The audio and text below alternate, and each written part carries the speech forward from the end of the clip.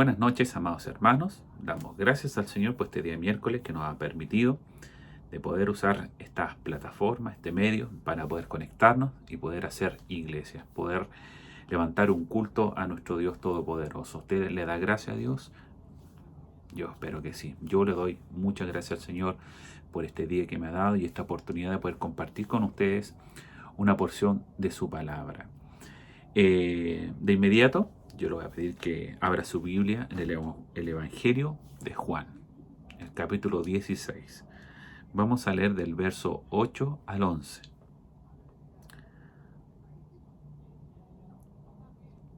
Espero que lo tenga a mano y lo leeremos. Dice, y cuando Él venga, convencerá, dice, al mundo de pecado, de justicia y de juicio. De pecado, por cuanto no creen en mí; de justicia, por cuanto voy al Padre y no me veréis más; y de juicio, por cuanto el príncipe de este mundo ha sido ya juzgado.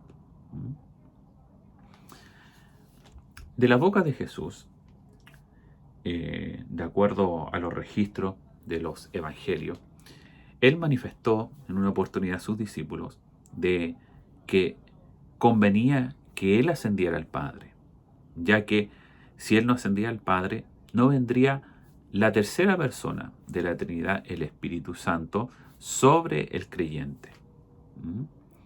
Ahora, era tan importante, Jesús lo sabía por supuesto, y eso es lo que manifestó a sus discípulos cuando Él le anunciaba de que tenía que ir al Padre y que ya no estaría físicamente con sus discípulos. ¿Ya? Eso obviamente produjo tristeza, produjo también incertidumbre. Bueno, ¿qué va a pasar de aquí en adelante? ¿Qué vamos a hacer si nuestro líder, nuestro maestro, no está con nosotros? ¿Ya? Pero era necesario porque el Espíritu Santo iba a, primero que nada, se iba a cumplir la profecía de Joel, ¿cierto? Derramará mi espíritu sobre toda carne, ¿ya? Y también el actuar del Espíritu Santo y sellar al creyente, eso es muy importante. Algo que no sucedía en el Antiguo Testamento, se vino a cumplir en Hechos capítulo número 2 con la venida del Espíritu Santo sobre el creyente, no solamente para, para capacitarlo, ¿ya? Para usarlo para la obra que Dios ha predestinado para cada uno de nosotros, aquellos que le hemos recibido en nuestro corazón, sino que también para obrar en tres puntos muy importantes en cada uno de nosotros, en el hombre, por supuesto, tanto también en la mujer. Primero, la labor del Espíritu Santo en el creyente, convencer de pecado. Segundo, de justicia y también de juicio. ¿Ya? Eso es muy importante que lo tengamos en nuestra mente, estos tres puntos con respecto a la obra del Espíritu Santo. Cristo le dijo, yo voy al Padre, pero enviaré otro. Ese otro, bueno, aquí la palabra que se ocupa es consolador, pero la palabra, digamos, el texto original ocupa cónsul, que significa otro del mismo tipo. ¿Ya? Y al decir otro del mismo tipo, o sea, uno igual que yo. O sea, está al mismo nivel del Padre, del Hijo y del Espíritu. Y el Espíritu está todo lineal, ¿ya? O sea, los tres son Dios. Como dice también en 1 Juan, los tres son los que dan testimonio en el cielo, ¿cierto? El Padre, el Verbo, ¿cierto? El Hijo y el Espíritu Santo. Y estos tres son uno. Entonces, dicho esto, el Espíritu Santo ya tiene, ya de hecho, un protagonismo importante, esencial, ya vital para el funcionamiento de la iglesia. Sin el Espíritu Santo no habría iglesia, digamos en simples palabras. Entonces, debemos entender de que el Espíritu Santo, ya, desde Pentecostés en adelante, comenzó, ¿cierto?, a trabajar en el creyente. Algo que no sucedía en el Antiguo Testamento. En el Antiguo Testamento, el Espíritu Santo decía que se posaba en el creyente o, digamos, usaba a una persona. El Espíritu Santo iba, ¿cierto?, usaba a una persona para un propósito, pero estaba la posibilidad también de que el Espíritu se apartara de aquella persona. Por ejemplo, el caso de Sansón. Sansón tenía la fuerza no porque era Sansón, en sí, sino que él tenía el espíritu, decía que cuando él utilizaba su fuerza, dice que venía el espíritu de Jehová, ¿ya? Pero cuando él, ¿cierto?, comenzó a desobedecer a Dios y hacer lo malo ante sus ojos, dice que el espíritu se apartó de él, ¿ya? Se apartó de él. Y también David lo manifiesta en los Salmos, ¿cierto? No aparte tu Santo Espíritu de mí. Pero en Pentecostés sucede algo extraordinario, que se da justamente en este tiempo de la gracia, que es la venida del Espíritu Santo, y que el Espíritu Santo selle al creyente, ¿ya? Y haga de su cuerpo, ¿ya? De su cuerpo su templo, ¿ya? Dice, ¿acaso ignoráis que vosotros sois templo del Espíritu Santo, el cual mora en vosotros, ¿ya? O sea, el Espíritu Santo mora en nosotros. Y eso hace una gran diferencia en tener un compañero, ¿cierto?, aquí al lado, o alguien, ¿cierto?, que vive en nosotros, ¿ya? Obviamente, yo creo que está de acuerdo conmigo, preferimos que Él viva en nosotros, ¿ah? Porque así nosotros podemos llegar a tener la mente del Maestro, como dice, pensar, dice, tener la mente de Cristo, tener la mente de Cristo, actuar como Él actúa, hablar como Él actúa, ¿ya? Es decir, Cristo, no vivo yo, sino que Cristo vive en mí. ¿De qué forma? A través del Espíritu. Entonces, una vez que llega el Espíritu Santo, lo primero que dice acá, este verso, dice, cuando venga el Espíritu Santo, convencerá de pecado, ¿ya? Nos convencerá de nuestro pecado. Eso no es algo que se adquiere durante la vida. Nosotros ya de nacimiento, ya venimos con la cepa, ya con la, digamos, con la descendencia desde Adán del pecado, ¿ya? Desde Adán a todas esas generaciones hasta el día de hoy, el pecado se ha transmitido, ¿ya? Y por ende, por supuesto, a la muerte. Y entendamos que cuando el pecado, ¿cierto? El pecado ya está en nosotros, es inherente, o sea, nuestra inclinación, y dice la palabra del Señor, nuestra inclinación es hacia el mal más que para el bien, ¿ah? Más que para el bien, eso lo dice la Escritura. No he visto ningún justo sobre la tierra, ningún justo, no hay ningún justo, ni uno solo, como dice el libro de Romanos, ¿ah? Entonces, ¿por qué? Porque nosotros, ¿ya?, desde que nacemos, traemos, ¿ya?, en nuestro ADN, ¿ya?, en nuestro ser, ya inserto el virus, digamos, el virus del pecado, ya lo vendemos lo traemos de nacimiento. Ahora, el hecho de que yo traiga el virus del pecado, ¿cierto?, obviamente va a producir efecto en mi vida, ¿ya? Entonces, ¿qué? Hacer justamente las cosas que van en contra de lo que establece la palabra de Dios. Es por eso que no basta, por ejemplo, el, digamos, darnos cuenta de ciertas, o que el hombre ya venga una persona, digamos, y le diga, sabes que tú estás mal, tienes que recapacitar. No basta solamente con eso, sino que basta, digamos, lo que hace falta ahí es la renovación, ¿ya? Es la transformación, ¿ya? Es el convencimiento genuino en una persona, y eso lo hace el Espíritu Santo. Entonces, es importante que entendamos que Él nos convence, ¿cierto?, de nuestra condición, de nuestro pecado. Y cuando nosotros somos conscientes de nuestra falta, ¿ya?, de nuestra falta, recién, ¿cierto?, nosotros podemos mirar la cruz, ¿ya?, la cruz de Cristo, ¿ya?, y entender por qué Él está en aquel lugar, ¿ya? Por supuesto lo entendemos todos, si Él está ahí es porque Él está pagando nuestra falta, nuestra culpa, nuestra transgresión, ¿ya? Eso es bien importante que lo entendamos. Un ejemplo para que lo podamos comprender aún mejor. Eh, Nadie se puede jactar, ¿cierto?, que es perfecto. Nadie se puede jactar que es santo. Bueno, mucha gente dice, yo soy una buena persona, no le hago daño a nadie. Yo creo que Dios, incluso he escuchado a gente que no es creyente, no es devoto, no participa en ningún tipo de iglesia, religión, pero dice, no, yo voy a estar con Dios un día porque yo no soy malo. No, no se trata de que el pecado, mis hermanos, como les comenté, no se trata de que uno lo va adquiriendo a medida que va pasando los años, sino que uno ya viene de fábrica de eso, con eso. Es como, por ejemplo, no sé si se realizará en este tiempo, pero cuando los perros tienen rabia, ¿ya? Lo que se hacía comúnmente era sacrificarlo, ¿ya? Obviamente porque representaba un peligro, ¿ya? La rabia que se transmitía a través de una mordida, de una lesión a una persona, era peligroso. Ahora, si se sabía que el perro tenía rabia, ¿ya? Era sacrificado, lamentablemente era sacrificado el perro, ¿ya? No, a lo mejor, en muchos casos, no porque a lo mejor haya cometido algo, a lo mejor ni siquiera mordió a alguien, pero el hecho de que tuviera rabia, ¿ya? Que tuviera ese gen, ¿ya?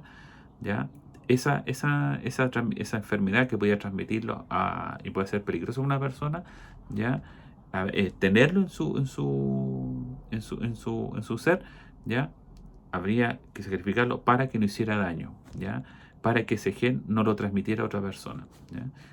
Y es así el pecado, mis hermanos. ¿Ah? Muchos dirán, yo no hago esto, no hago, soy así, soy acá. Incluso elevan su estándar, digamos, moral, su ética moral, convirtiéndose incluso superior a muchos, pero no hay ningún hombre, ¿cierto?, que sea puro, que sea santo, que sea justo, ¿ya? Entonces, por ende, como nosotros ya venimos, en nuestro ADN ya viene incluido el virus del pecado, obviamente estábamos condenados a la muerte, ¿ya? Obviamente estamos condenados. Pero, sin embargo, sabemos que tenemos la esperanza en el Señor Jesucristo.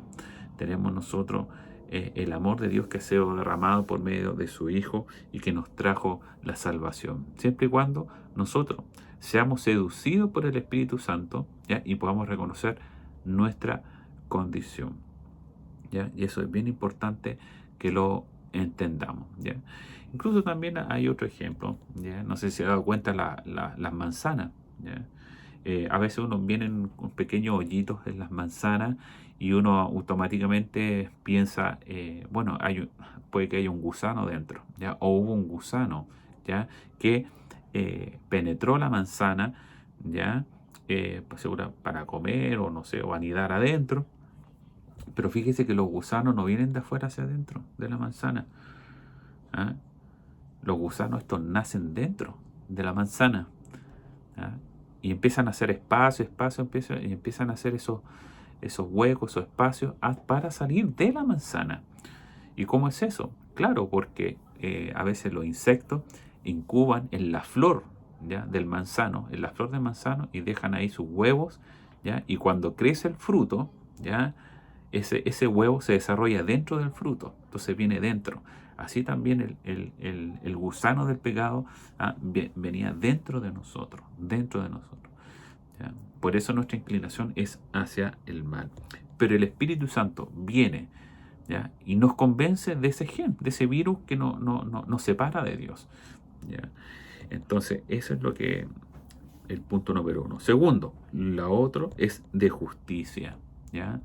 ¿Cuál es la justicia? La justicia de Cristo, ¿ya? Cuando nosotros, primero, nos damos cuenta de nuestra condición, ¿ya?, y aceptamos a Cristo como nuestro Salvador, automáticamente, ¿ya?, lo que hace el Señor es investirnos de su justicia, ¿ya? Entonces, cuando el Padre nos ve a nosotros, ya no nos ve desnudo, porque fíjese que en el principio, cuando Adán y Eva pecaron, lo primero que se dieron cuenta fue que se hallaron desnudos y tuvieron que tejer, digamos, ropa con hoja, ¿ya?, de árbol para cubrir su desnudez. La desnudez es símbolo de pecado, ¿ya? Entonces antes estábamos desnudos nosotros ante el Padre. ¿Por qué? Por causa de nuestro pecado. Esa era nuestra condición, ¿ya? Entonces, ¿qué es lo que pasa? Que cuando nosotros nos encontramos desnudos y nosotros reconocemos nuestra condición de desnudez, nos da vergüenza, ¿ah? ¿Cierto? Queremos enmendar de eso. ¿Y qué necesitamos? Vestirnos, ¿ya?, para que nos dé esa vergüenza. Y fíjese que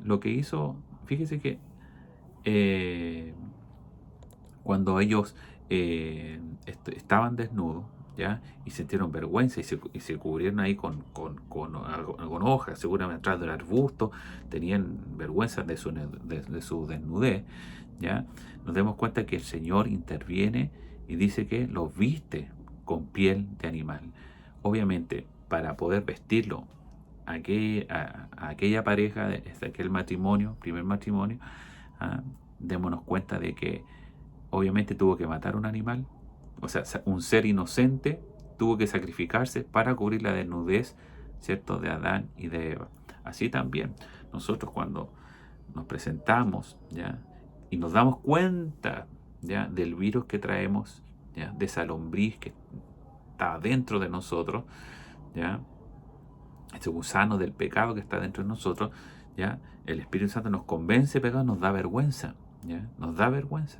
Entonces, cuando entregamos nuestra vida, ¿ya?, y oímos el llamado de Dios, lo que hace es vestirnos, ¿con qué? Con la justicia de Cristo, ¿ya? Entonces, ahora el Señor nos ve vestidito, nos ve bien arregladito, pero con la ropa de justicia de Cristo, ¿ya?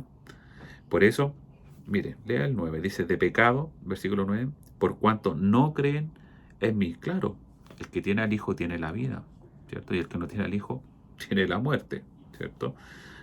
Por supuesto, en pecado, la consecuencia del pecado es muerte. 10, de justicia por cuanto voy al Padre y no me veréis más.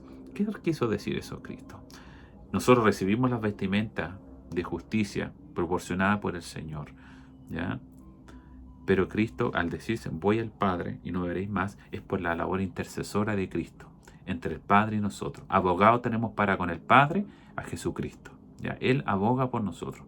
O sea, cuando nosotros cometemos errores, porque somos creyentes, pero cometemos errores, ¿cierto? El Señor dice, bueno, yo di mi vida, yo pagué el precio por Él, ¿cierto? Y el Padre, ¿a quién ve?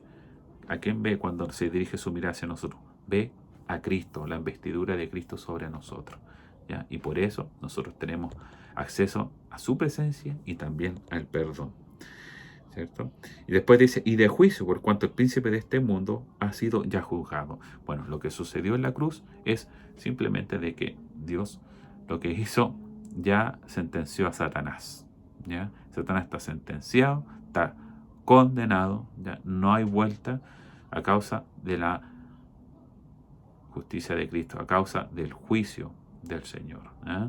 Entonces, el Espíritu Santo no solamente nos convence de pecado, nos lleva a Cristo, ¿cierto?, a creer, ¿cierto?, de que Él es nuestro Salvador, de que por Él nos podemos vestir de justicia, sino que también en el juicio, porque está establecido que todo hombre muera una sola vez después de estos juicios, Hebreos 9:27, ¿ya?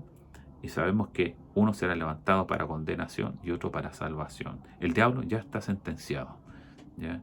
Pero el Espíritu Santo, ¿cierto?, da testimonio, ¿ya?, de que la palabra de Dios es fiel y verdadera. Y si dice que Satanás ha sido condenado. Obviamente tiene este tiempo, digamos, este lapso en el cual él se puede mover todas las piezas, siempre bajo el control de Dios. No va a permitir algo si no lo desea, pero tiene este tiempo y de ahí tenemos que tener cuidado. Pero si hay algo garantizado, la victoria. La victoria, ¿por qué? Porque el diablo ha sido condenado.